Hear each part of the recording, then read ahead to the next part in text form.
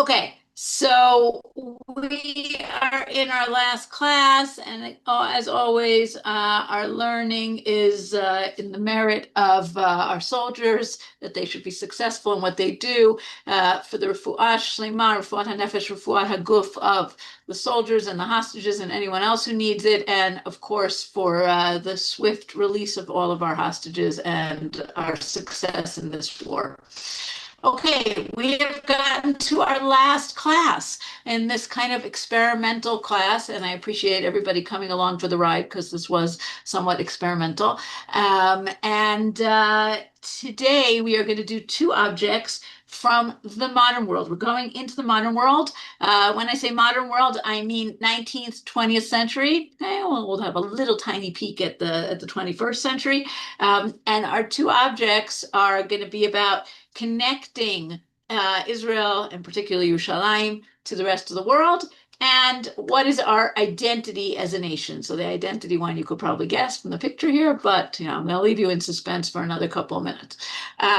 Okay, so just a basic timeline, and from the timeline you will definitely know what we're talking about. But important to understand just kind of the larger picture of the timeline. We are talking about the final decades of the Ottoman Empire, like the real last gasp of the Ottoman Empire, which had really ruled very powerfully for quite a good few centuries, from the beginning of the 16th century in the land of Israel. By the end of the 19th century is really falling apart, right? It's known as the sick man of Europe, and everybody is kind of chomping at the bit, waiting to take over, wanting to be part of the future. So we're at this last gasp of the Ottoman Empire into the time period of the British Mandate and the growth of Jewish nationalism, Arab nationalism, a proto-Jewish state. And finally, we're going to end up in the time period of the State of Israel. So that's just kind of to have a little bit of a larger picture. In this time period, Jerusalem's going to go from being a real backwater of the Ottoman Empire to becoming a center in British times to, again, between 48 and 67, even though it's in our hearts, it's still a backwater again because Jerusalem is at the end of the line, can't expand, and post 1967, again becoming the real center of things. So those are two things to keep in mind: the changes of regime and the changes in what's happening in Jerusalem. Okay, with that, let's just take a look at more specific things for a minute. Okay, so no surprises. Our first object is going to be the train from Jerusalem to Jaffa. Okay, from the 1840s and on, there are attempts to build a rail line. 1867, we have Ottomans trying to pave the notoriously terrible Jaffa-Jerusalem road. Okay, the Templars, the German Templars, are going to be part of our story. The first Templar colonies are in the late 1860s. Okay, our second object is the Israeli flag. So that's going to be kind of interspersed here. Our first flags, 1885, Rishon LeZion, 1891, Nes Ziona, okay, and then in the Zionist Congress, okay, 1897, Herzl, 1896, 1897. The train starts running in 1892, okay, very, very important watershed moment in the land of Israel, okay. Balfour Declaration, British complete the conquest of Palestine in 1918. Okay? Obviously, Israel becomes a state in 1948. I didn't feel the need to put that on our timeline, but Israel adopts its current flag officially in 1948.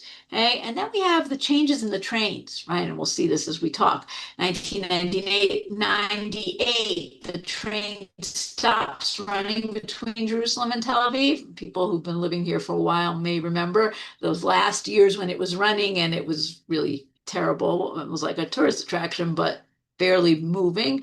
Reopening of service, and then just very recently, 2019, the high-speed train, which is a complete game changer. So I'm going to get to all these things, but let's start talking about the train. So the train, and this is a great picture, there's a lot of really great archival photographs of the train station, both the Jerusalem one and the Jaffa one. Here you can see this is the Jerusalem run, right? We've got Jerusalem written over here. The buildings are still familiar buildings, as we're going to see towards the end of the section. These buildings have been repurposed to be restaurants, entertainment center. It's now all changing again. Anyone who's passed by there in the last 6 months, there's like huge, crazy construction going on there. It's all changing again, but we're not up to that yet. Um, the train between Jaffa and Jerusalem is really going to help bring the land of Israel into the modern world. In the 19th century, and we're going to see a great quote soon, people complain about the awfulness of the roads and they contrast it to Europe and even to America, right? America is a pretty new country, and even so, the roads are so much better. Steam trains begin in England in the 1820s, in the US in the early 1830s. By 1869, America has a transcontinental railroad. It's a transformation, and we don't have this here, right? And it really means that we remain a backwater. If you have bad roads and or no train, that limits your commerce, that limits your tourism, that limits where people can live and how many people can come. So it's really a very important thing. Hey, before we get to the story of how it's who's involved and how it's created, this is just I found this map online and I'm just loving it. Okay, this is a map called Mapa Derech Emet, and it was made by a guy named Avigdor Malkov in Warsaw in 1894. 1894, 2 years after the train was created. What's very fun about this map is, on the one hand, it is meant to, this is only one small piece of it, it's meant to show the trajectory of Am Yisrael in Yetziat Mitzrayim. Okay, and it has all these nice biblical things here, right? Like Nachalot, right? Or like names of Tanakh places, Har Ephraim and Shechem. But it also has modern things like the train. Okay, in a further part of the map, it has Suez Canal. Okay, it has the new Moshavot, like Rishon LeZion and Be'er Tuvia. But another thing that's like old-fashioned about it, if you're looking at it carefully, you see that the top is not north, the top is east, right? It's oriented towards the east, like ancient maps, like the Medva map that we talked about a few weeks ago. So this is just a fun map to see, but it's very new, right? Only 2 years after the map is created, and you get a basic sense of what is the route of the train, right? Going from Jerusalem to Jaffa. It's not quite as straight a line as it looks like on the map.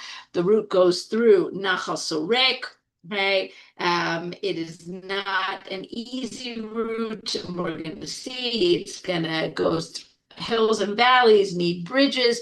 Remember also that it's a steam train. So somewhere along the route, you need a water source so that you can fill up, right, the boilers of the steam train. So this is a very complicated endeavor, but this gives us a little bit of a picture of where this route is running. Not so different from the road at the time, by the way, the route of the road, going through Ramla, going through Lod, okay, going past Bab el Wad, right, so that whole area. But before we get there, let's talk about coming into the land of Israel. So we've had various ports at different time periods in history.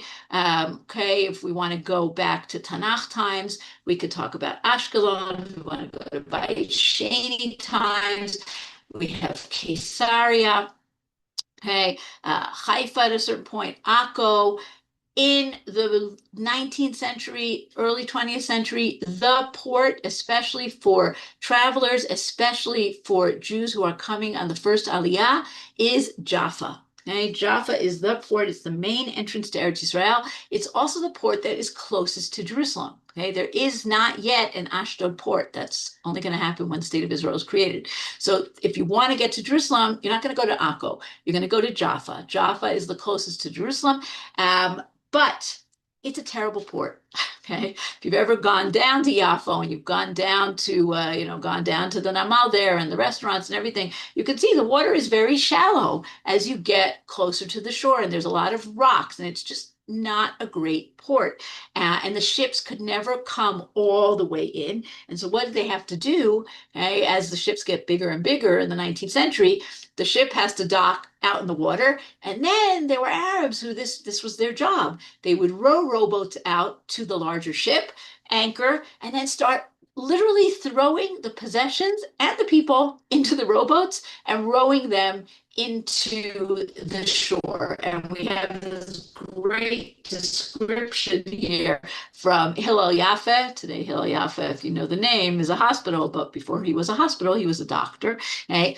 Hillel Yaffe comes from Eastern Europe in 1891, and he writes this. This is a part of his description of coming ashore. Right? Suddenly, we heard a terrible scream. A Jewish woman was screaming and running after an Arab who had taken her possessions. Right? He wasn't stealing. This is how they would bring the stuff in, but they don't share a common language, and she has no idea what's going on.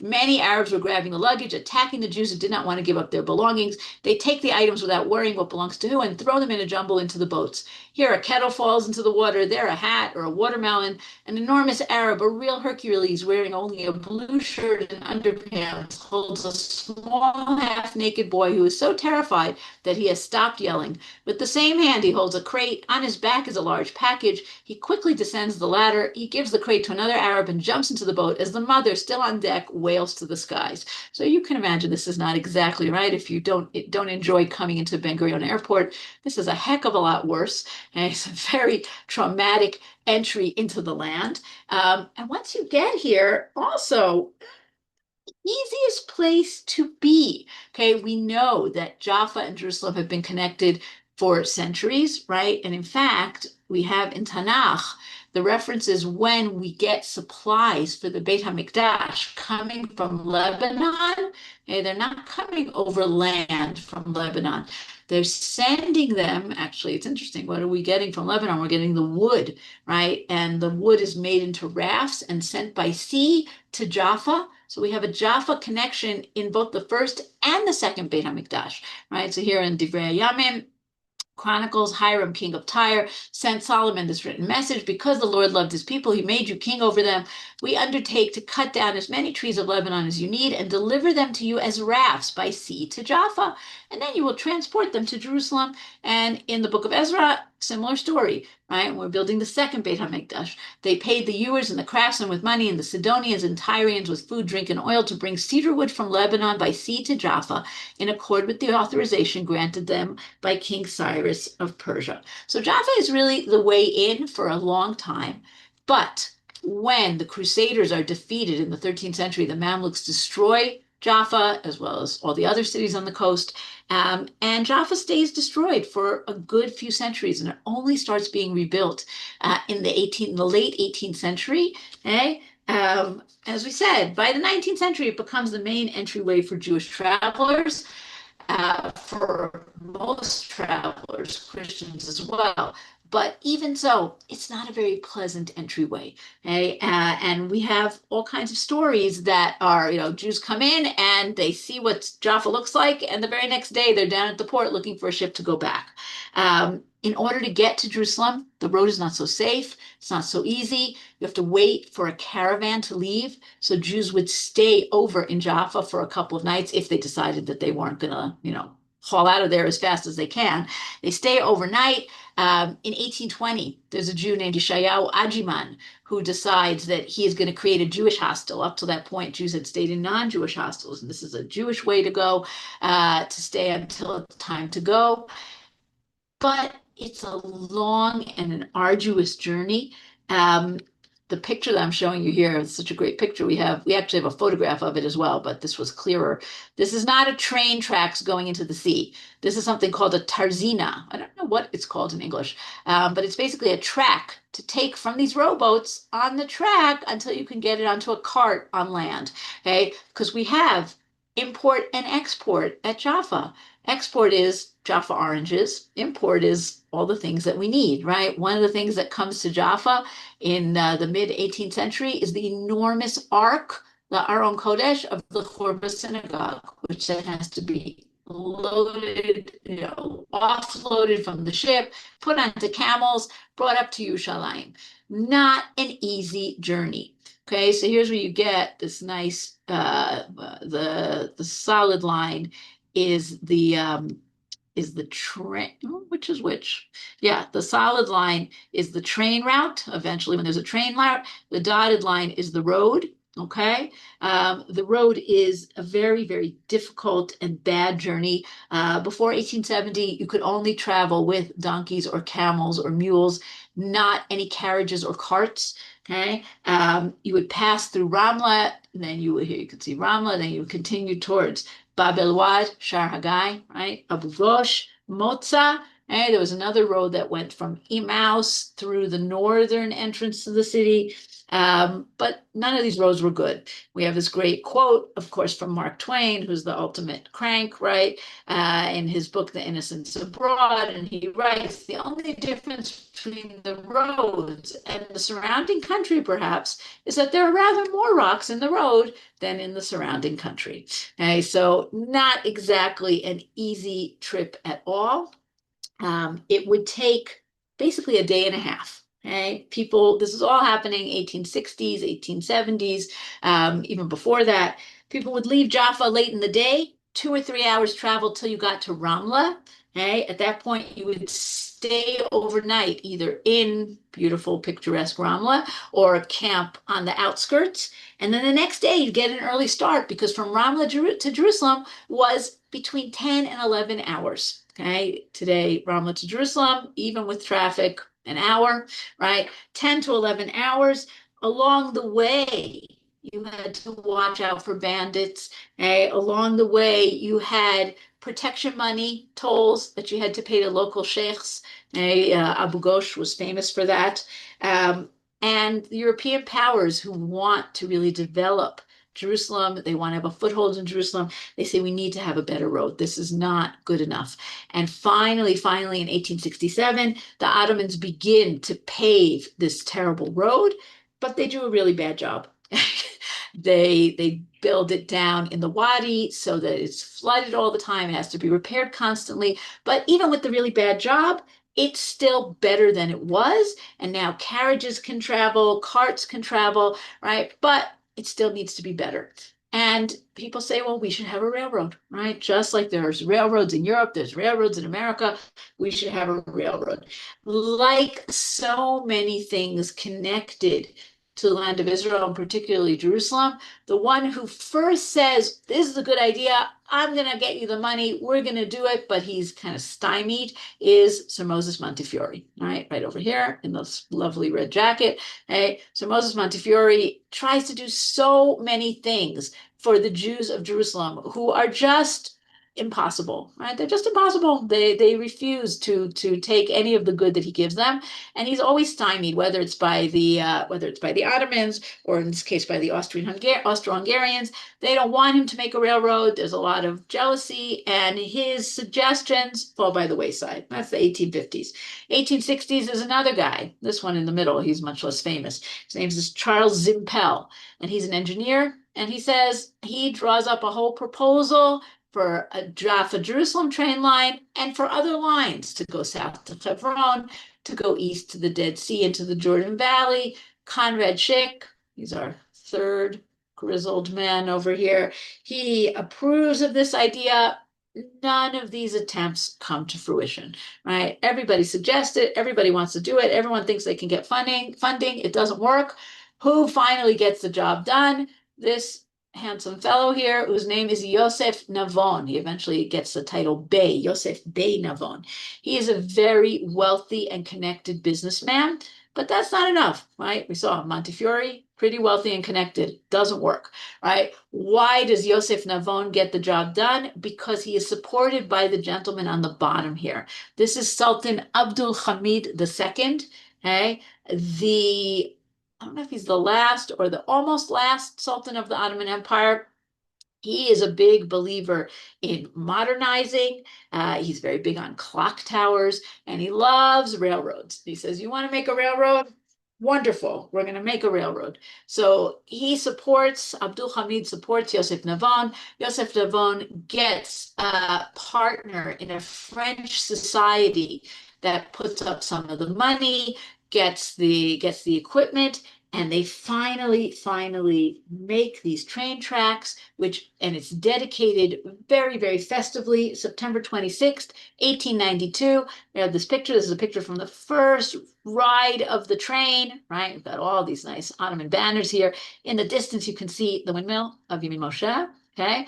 And the train station, which is still around today. And this is very, very, very exciting, okay? Once a day in either direction, And it takes, remember what we said, we've got a day and a half journey. Okay, when the road is improved, it's like could be even done if you really rushed in 12 hours. This is a journey of 3 to 4 hours. Okay, that's a huge progress, but even with all the progress, people still make fun of this train. It's plagued with many technical problems.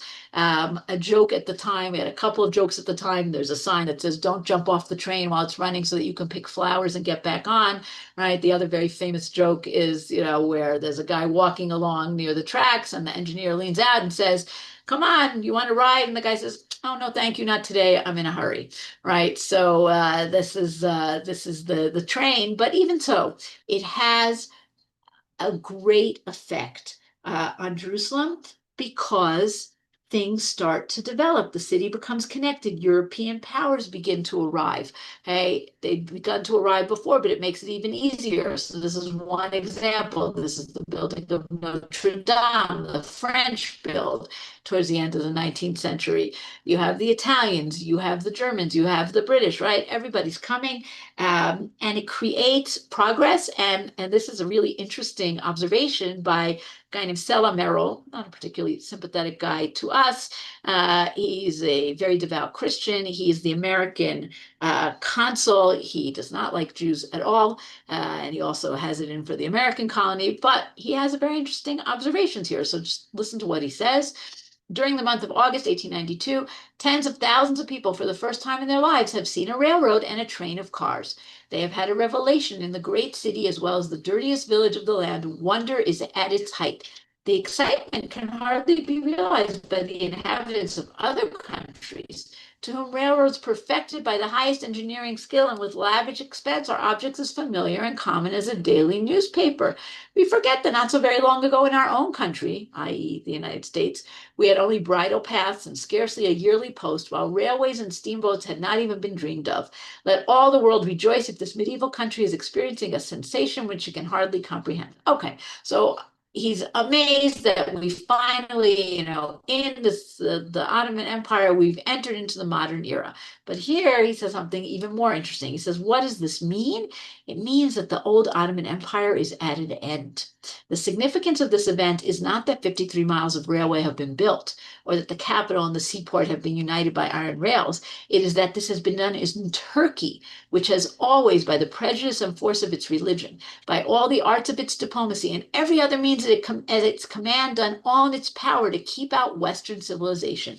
It is therefore a well-aimed spear thrust in the side of this old, despotic, backward-looking government, and may foretoken for it either the dawn of health or the shadows of inevitable death. Right? It's very dramatic, but he's right? Because this is modernity, this is change, and the Ottoman Empire, which wasn't doing very well, is now going to be doing even worse, and the European powers are going to come in with a vengeance. With the arrival of the train, new roads are paved, right? This is a great picture because it's essentially the same picture as you can see today, but with a lot more modern buildings. But this, of course, is the road that goes from the very end of Derech Hebron, right? The train station is over here, crosses over Sultan's Pool. All right, here's the fountain built by the Sultan, still there, and goes all the way up to Jaffa Gate and the Tower of David. So really, this road is not all that different today. Okay, that road is paved. Jaffa Road is paved, Derech Shechem, right? Nablus Road is paved, Mamila, Rehov Nevi'im. So you have more paved roads, you have more tourists, you have more business opportunities. One of the groups that becomes very involved in this are the German Templars. Okay, German Templars, Christians, at least the first two generations are very hardworking. They're very entrepreneurial. They get involved in the carriage trade, right? Involved in transporting people from place to place. They get involved in the hotel trade, right? Fast restaurant and fast hotel. Um, and they really start to develop the city, and the city becomes a real center, a real hub. Okay? At Jaffa Road, you have basically the first iteration of what we call today the central bus station, right? Tahana Merkazi, and the city really starts to develop. And you have new neighborhoods that because of these developments. One of them, Neve Tzedek. Okay, this is on the other end. This is not in Jerusalem. This is outside of Jaffa. If you go to Neve Tzedek, which is the first neighborhood built outside of the walls, meaning pre-Tel Aviv, okay, in Neve Tzedek, you have this great historical mural, and right at the center of it is the train. Right here's the railroad going underneath the bridge that's named for one of the real founders of the neighborhood, Yitzchak Shelush. But Neve Tzedek becomes this modern, outside of the walls neighborhood, partly because of the train. Okay? Two more quick things about the train, and then we're going to get to our second object. Like we said, Abdul Hamid is very into the trains, and he doesn't want a train just from Jaffa to Jerusalem. He wants a train that's going to really kind of bring together the Islamic world. Okay? He really wants it to go from Istanbul all the way down towards Medina, okay, towards Mecca and Medina, towards Saudi Arabia. Doesn't quite happen. Okay, but he has one that goes from Damascus down to Medina. This is called the Hejaz Railway. Okay, and the idea is that he's going to be the supreme leader of the Muslim world. Okay, and part of that is by connecting all these Arab countries under the Ottoman auspices. But here's where we get to a really interesting little detail. One of the most profitable parts of this line is a line that goes from Haifa through Afula to Beit She'an and across to Jordan. Okay, Haifa and the land of Israel is connected to the Hejaz Railway. And in fact, this is a commemorative postcard of the Haifa station with Ottoman flags, with Ottoman stamps, with all of these things, right? And what he really wanted to do was to build a line from Afula to Jerusalem, to have more lines in the land of Israel. So something that today, well, maybe today it's changing, right? This is like the first Abraham Accords. Okay, maybe not. But it's still connecting the land of Israel to Arab countries, something which today is still a dream, right? To have a railroad that's going to connect us to Saudi Arabia, to Syria. But that's what you have with the Hejaz Railway in the very beginning of the 20th century. This line, by the way, that goes from Haifa through the Jezreel Valley all the way to Beit She'an has been reopened. Okay, the Rakevet Emek Yisrael, the Jezreel Valley Railroad, reopened a few years ago and doing a pretty booming business.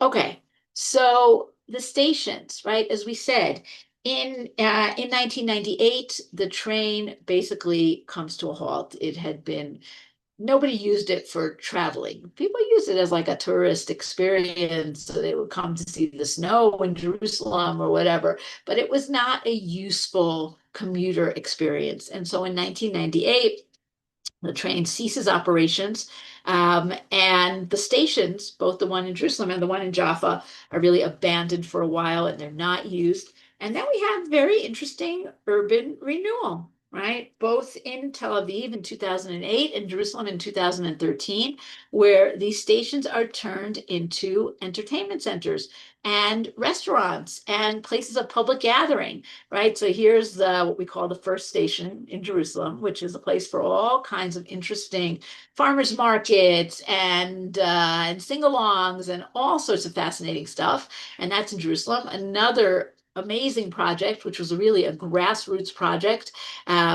People in the neighborhood objected to light rail and skyscrapers, and they said, we want to create a public park on the old train tracks. And that today is called the Misilah Park, and it's amazingly successful, right? In Tel Aviv, this happened even earlier, 2008. They took the train station, the Jaffa train station, right, which is not in Jaffa, it's on the outskirts, right, outside of Neve Tzedek, and they turned it into something called Hatachana, with restaurants, with stores, but still with the original train tracks. And finally, in 2019, we finally got our high-speed train, which is an amazing thing. Anybody who has not taken the high-speed train from Jerusalem to Tel Aviv, it's an unbelievable thing. It takes roughly half the time to get down the escalators. Okay, it takes a good 10 minutes to get down from street level down to the actual train tracks in Jerusalem. as it takes to get to Tel Aviv. Okay? 28 minutes to Tel Aviv, amazing train, and we finally have it. And now rail transport has grown and developed in Israel an awful lot. So it really has brought us into the modern world. Okay, object number 2, flags. Okay, the flags of Israel.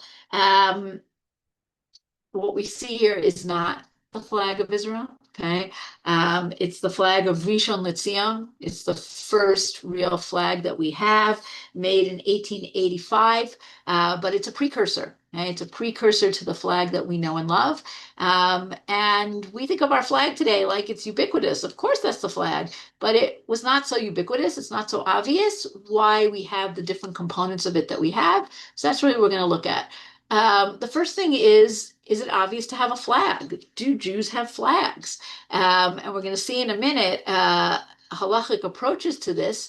But even before that, we have the Midrash. And the Midrash says not only do Jews have flags, Jews are the ones that everybody else learns flags from, right? And why do they say this? Because in the desert, with the camps in the desert, okay, each camp, each tribe, says the Medrash, has a banner, and the banners have colors, and the colors are based on the colors of the Choshen.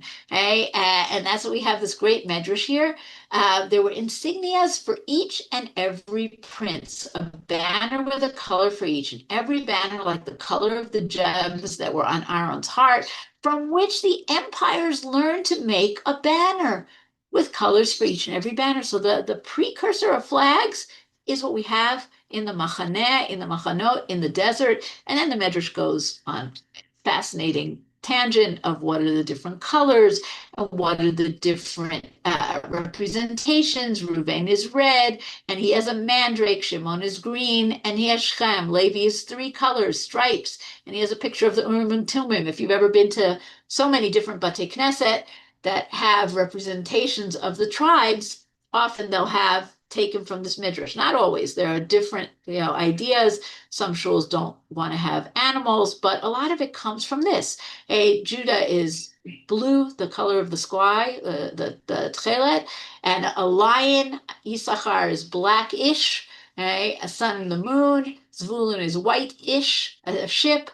Dan is a sapphire and a serpent. Gad is black and white and a camp. Naphtali is pale pink, really, and a deer. Asher is the color of a precious stone. That doesn't really tell us very much, right? And the colors of the Choshen and the stones of the Choshen is very controversial, all different kinds of opinion. And an olive tree. Yosef is a deep black.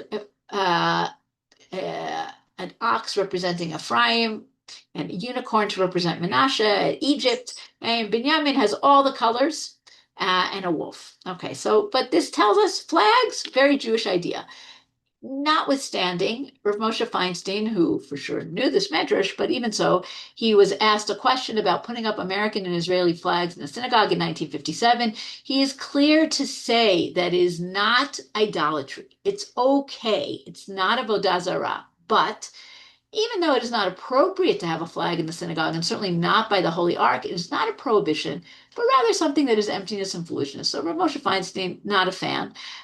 Contrast that with Rav Soloveitchik, with the Rav, who wrote in 5743. So now I'm not doing my math right. It's not 1943. It can't be 1943. No, it's not 1943. Excuse me. It's 1983. 83. Right.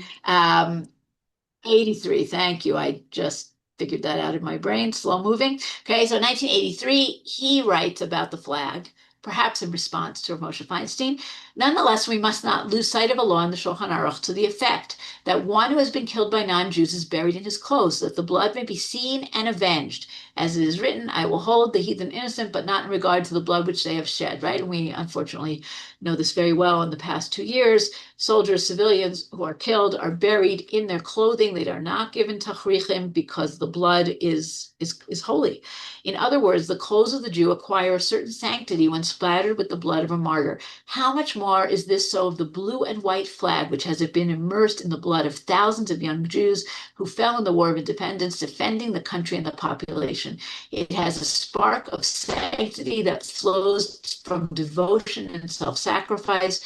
We are enjoyed to honor the flag and treat it with respect. So a very, very different approach. The flag as really a holy object. Who makes the first flag? So we saw Rishon LeZion in 1885. There's two people, Israel Belkind and Fanny Abramovic, create a flag for the town, right? For the third anniversary of the town. Around the same time, a few years later, in 1891, Micha Halpern in Nes Siona, right? Nes Siona, Su'u Siona Nes Vadegel. Nes is a banner, okay? And he makes a flag for the town also, because in the pasuk in Yirmiyahu it says Su'u Nes Siona, and that's where the name comes from. Okay, so those are early flags, but they are not national flags. They are flags for those localities.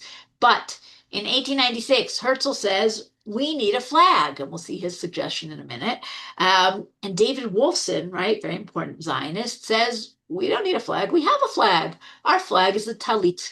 Okay, and we'll see in a minute that inspiration of the talit. But we have this flag of the talit, which has the stripes, which has the colors, right? That's what we're going to do.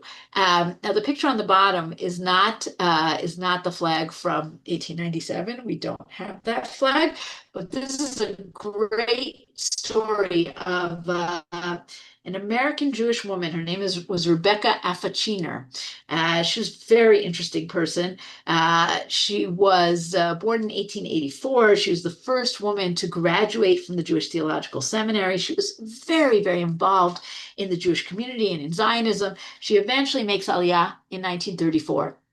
When the state is declared on May 14th, 1948, she is so overcome that she sews a flag, and she actually uses blue crayon to color in the stripes, and she hangs out this flag in her house every Yom Ha'atzmaut until she passes away in the 60s.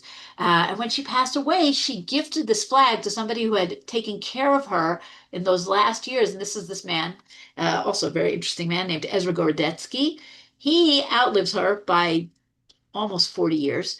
And he donated the flag to the Ben Gurion archives at Ben Gurion University. And that's what this picture is. So that's just a great flag story, but it is not the first flag. Let's look at the elements of our flag, right? So our flag has blue and white stripes and a Magen David in the middle. So let's take apart those different components. First of all, the stripes, okay? So David Wolfson says, we have a flag, we have a talit, right? And we all know talit has stripes. Talit sometimes has black stripes, sometimes has blue stripes. Sephardim has white stripes. David Wolfson said, let's go with the blue stripes. We'll talk about the blue in a minute. But it really just begs the question, why does a talit have stripes, right? Where do the stripes come from? And a talit has stripes because a talit was the important garment worn by scholars, worn by Talmidei Chachamim. And in the Roman era, if you're an important person, your clothing has stripes. Okay, these are called laticlave or lattice clava, and we see them in a lot of fascinating pictures of ancient Romans and ancient Jews. Okay, and even women, if they're important enough, get to wear these stripes. So here is one of many, many pictures of Romans wearing stripes. This is a painting from Egyptian mummy case from 1st, 2nd century of the Common Era. And here's this beautiful woman, and she, on her cloak, has these laticlaves. She has these stripes, okay? In the Dura Europos paintings in Syria, okay? 3rd century of the Common Era, you have all kinds of representations of biblical figures. And, oh, sorry. Here is Moshe Rabbeinu, and of course, Moshe Rabbeinu is a very important guy, so he's got stripes. Okay, but my favorite example here is this one in the middle. All right, Some people might recognize this. We've talked about this before. This is the Beit Alpha synagogue, okay? And it's the scene of the Akedah. And you have a bunch of people here, okay? You have Avraham, you have Yitzchak, but you can't really see him so clearly, although he's also got stripes. But Avraham clearly has stripes on his clothes. Avraham is important. Who are the other two guys? These are the Ne'arim. The Ne'arim are not important. The Ne'arim are not wearing stripes. They're wearing t-shirts. They're not important. Okay. So you can see the difference. You don't get to wear these stripes unless you are an important enough guy. Okay. So that's the stripe story.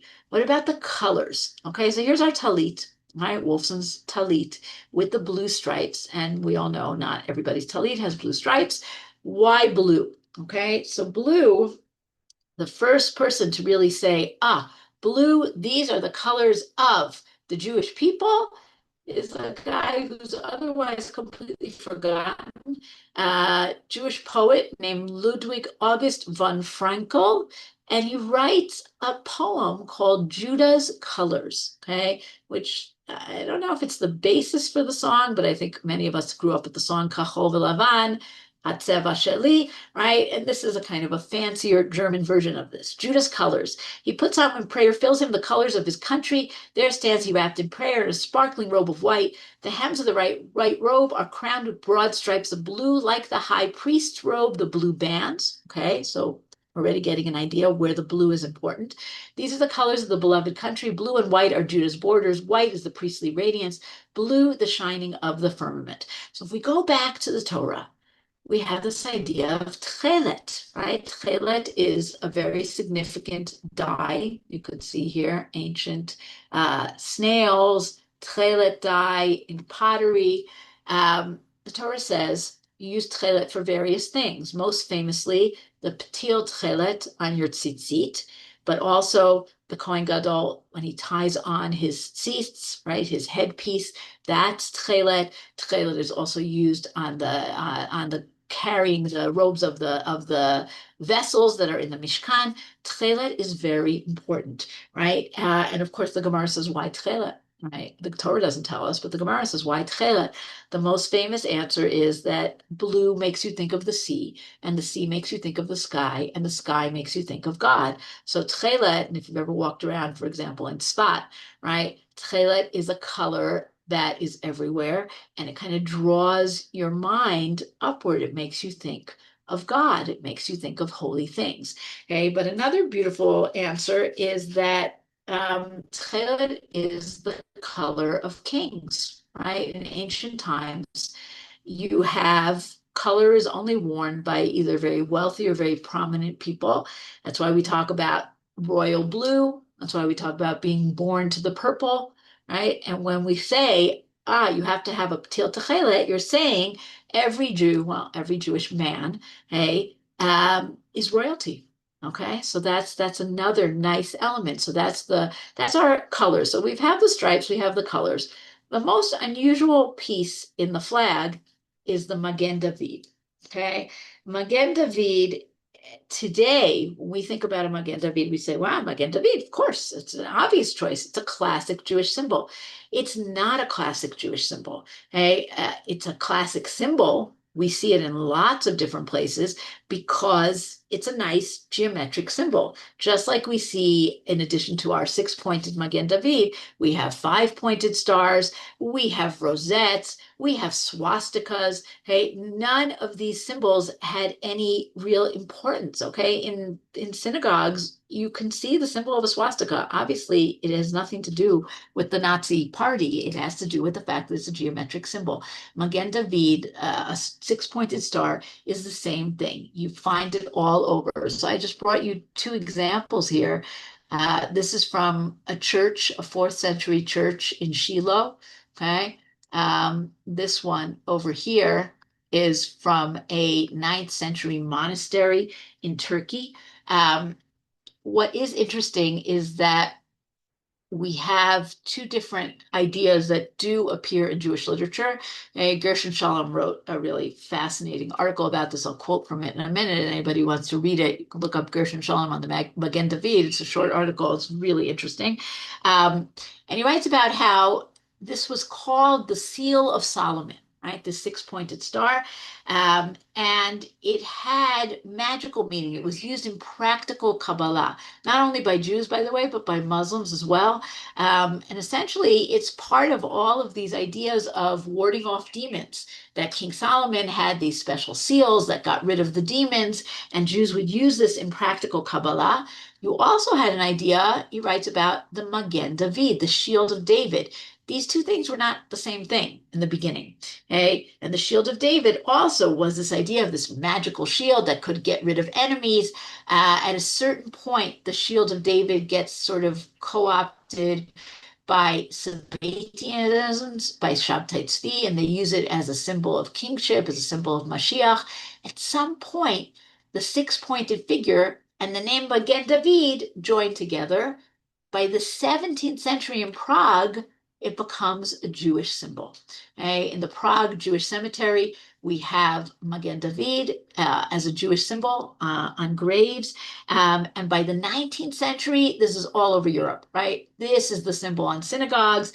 This is the symbol on letters, on letterheads. This is the symbol. I brought you a few here that are just great, right? This one is a request, a demand in Yiddish for Jews to come and fight. Our Alt Nyland, Darf ich haben, the old new land, meaning the land of Israel, needs you. Schließ dich ach in dem Yiddische Regiment, join the Jewish regiment. And here is Bat Zion inside the Star of David saying, join us. Okay, much more modern example is the Beit Knesset in the Beit Dekalim, which is in and of itself was a Magen David. Okay, and it becomes the Jewish symbol. Okay, and Shalom says something very interesting, as we're going to see. There are other choices. Why is this chosen for the flag? Why is this becoming the Jewish symbol? Okay, he says it has the virtues, two virtues that met the requirements of men in quest of a symbol. On the one hand, its wide diffusion during the previous century, its appearance on every new synagogue, on the stationery of many charitable organizations, etc., had made it known to everybody. On the other hand, it was not explicitly identified with a religious association in the consciousness of their contemporaries. This lack became its virtue. The symbol did not arouse memories of the past. It could be filled with hope for the future. So it's Jewish, it's instantly recognizable, but it's kind of parv, right? It's not something that says religion. It's not something that says anything that you don't want it to say. It says whatever you want it to say. Now, Shalom goes on at the end of his article, actually, I didn't bring this to you, but it's actually, he writes the article in 1949.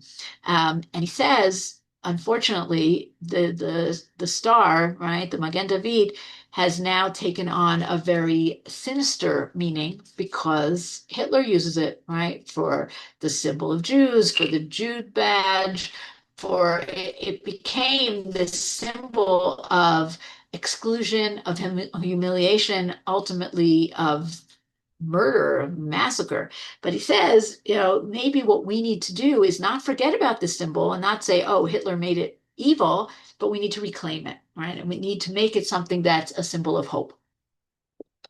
So that I thought was a beautiful approach. But really, this is not the obvious choice, right? The obvious choice is the menorah. A menorah from a long, long time ago, definitely from late Second Temple times, the menorah is the Jewish symbol. The way you know when you unearth archaeology and ancient building, you know that it's a Jewish building, is you find a menorah. If it's a menorah, it's a Jewish building. This is incontrovertible. So we have lots of menorahs. I brought you a very early one from Second Temple times. This is something from the Jewish quarter of Jerusalem from probably the first century of the Common Era. Menorah that was probably modeled on the menorah of the Mikdash, meaning the person who made it saw the menorah of the Mikdash. Later iterations, they didn't necessarily see it. Obviously, we have the menorah on the Arch of Titus. This middle one is interesting. This is from the Shalom Yisrael synagogue in Jericho.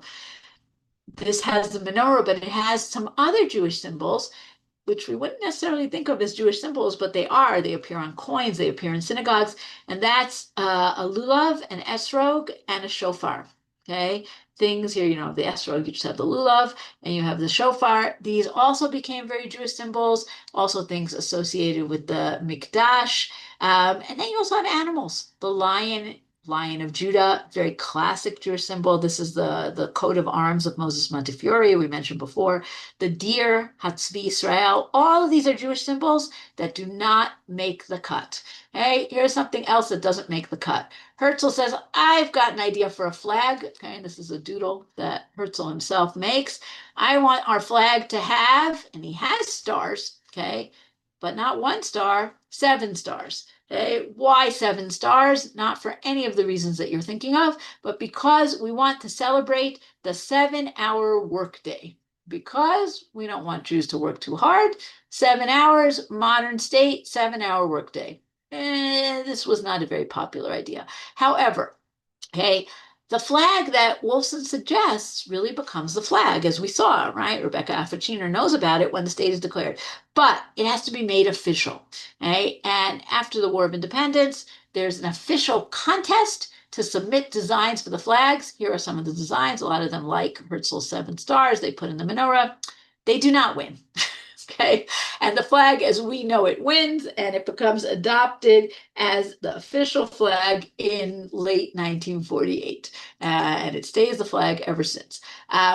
Just to finish up with something that I think is very interesting, and has become very interesting in the last few years. Who does the flag belong to, right? And the flag has been waved, of course, on many, many, many occasions. So I brought you one that I think is very, universal across the board. And that's on the bottom right here. And that, of course, is Jewish kids on the March of the Living holding the Israeli flags at Auschwitz, right? Very, very classic, iconic picture. But then flags, right, are flags meant for people who are on the right, are flags meant for people on the left, are flags for everybody, right? So one kind of slightly more controversial example is what's called the flag dance, the Rikud Galim, which happens on Yom Yerushalayim every year, right? And you have tons and tons of kids, mostly from religious Zionist world, waving flags. The major, majority of them are just, dancing and having a good time and meeting girls. But there's always a group that wants to march through Arab areas in a very kind of provocative way, waving the flags. One of the things that was fascinating in the whole judicial reform debate that we had before the war was that each side claimed the flag, right? The right claimed the flag, the left claimed the flag. And what I wanted to find a picture for you, but I couldn't find it. It's a great picture that someone took during all these judicial reform protests, the pro-protests and the anti-protests, which showed it was an escalator in the railway in the train station in Jerusalem, where you had protesters who were going up to the pro-reform rallies in Jerusalem carrying their flags, and you had protesters on the escalator going down, going to the Tel Aviv anti-reform protests, and they were each carrying their flags. Right? Or you had other stories of people, going from one, can I borrow your flag? I have to go to the anti-reform protest. Oh, I just came from the pro-reform protest, right? And everybody took the flag as their own. And that's a fascinating thing because there are countries where the flag belongs only to, one party. And here we all want the flag and we're all proud of the flag. And that's really what I wanted to bring here is flag symbolism then and now. Obviously, the declaration of the state here with Ben Gurion flanked by the flags, even though they're not official yet, right? But the flags are in this very iconic photo. Here you have a picture that's kind of a takeoff on the Iwo Jima poster of the American flag. This is Israeli troops taking a lot and they get down to the Red Sea and they realize they don't have a flag and they make a flag. It's called the ink flag, right? Degel Hadio.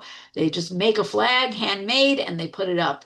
And of course, in the past 2 years, past year and a half, flags are everywhere, right? We see the flags on the tanks going into Gaza. We see there's a famous picture in the early months of the war of Golani in the Hamas parliament with Israeli flags. We had so many flags, right? The tissue boxes had flags on them. Flags are everywhere celebrating giving encouragement, and it's been very, very much a part of this war and the war effort. So flags are still a very, very potent symbol, even today as we enter kind of a little bit more of a jaded era. Flags are still a very, very big deal. All right, let's take a look at comments. And then we will bring our series to a close. Okay, Tarzina was a nickname for a British armory and weapons depot. Okay, yeah, I know, but where does the name come from? It's such a strange name. But okay, maybe there was a guy who invented it named Tarzine or Tarzan. Yes, current train station is named for Yitzhak Navon. The Sultan was not involved because he wasn't the Sultan yet. He becomes a Sultan in 1880s, I think. Right, so that's why he wasn't involved. Every time I travel on the high-speed train, I'm reminded of the prophecy, Kol Ger Yinaseva, Kol Givav Har Yishafela. Very nice, very, very nice. There's a millionaire from Britain who made Aliyah in the early days, unsuccessfully 15 times. Yikes. There's a road in Neve Tzedek named after him. What does that mean? Unsuccessfully 15 times. Are you thinking of Zerach Barnett, maybe? That could be what you wanted. Yes, I think so. Yes, thank you. Okay. But unsuccessfully 15 times. That sounds like a case for Nefesh B'Nefesh. The early Zionists didn't want a menorah because it was too religious. Maybe. I don't know if anybody writes about that. I hear what you're saying, and I think that's what Shalom is implying when he's saying that, we want this kind of a symbol that doesn't have so much baggage. So maybe. Who decided on the flag design? I assume there was some commission and there was a vote, as most things happen in this country. All right. Thank you, everybody. Rabbi Kalman put in Tisha B'Av program details. We are going to take a summer break, and if I come up with a good idea for another series, we'll do another series. As always, I am welcoming suggestions. I don't know if I'll do them, but I welcome them. Thank you, everybody, and thank you, Rabbi Kalman and Torah in Motion. This was a fun series. Too much work, but a fun series. Thank you. So, Thank you, okay. Shulie. Thank you, Shulie. Thank you. Thank you, was Shulie. great. I Thank know I'm you speaking on again and behalf of again. Shulie and all of us when I say that it's the students who give us who teach the encouragement and the inspiration to do the preparation that is involved in all these classes. So it's really mitami dayo termi kulam. I know it's true for myself 100%, and Shulie, I know it's true for it's true for everybody. So I really Yes. thank everybody, and of course to thank Shulie always for her originality and creativity and I don't know PowerPoint any well as near as you do, but okay. But really always informative, inspiring, and interesting. So thank you. We do look forward Yes. to all kinds of things to learn. Always opportunities to learn. And thank you again, everybody. And like I mentioned tonight at Parsha Shir, as usual, I just haven't been to one for a while. But Rabbi Tabori, Aviyat Tabori from Camp Stone. Of course, I'll be giving my regular Siddur class tomorrow 9:15. Rabbi Leaptag and Benny Gesundheit, all our regular classes next week.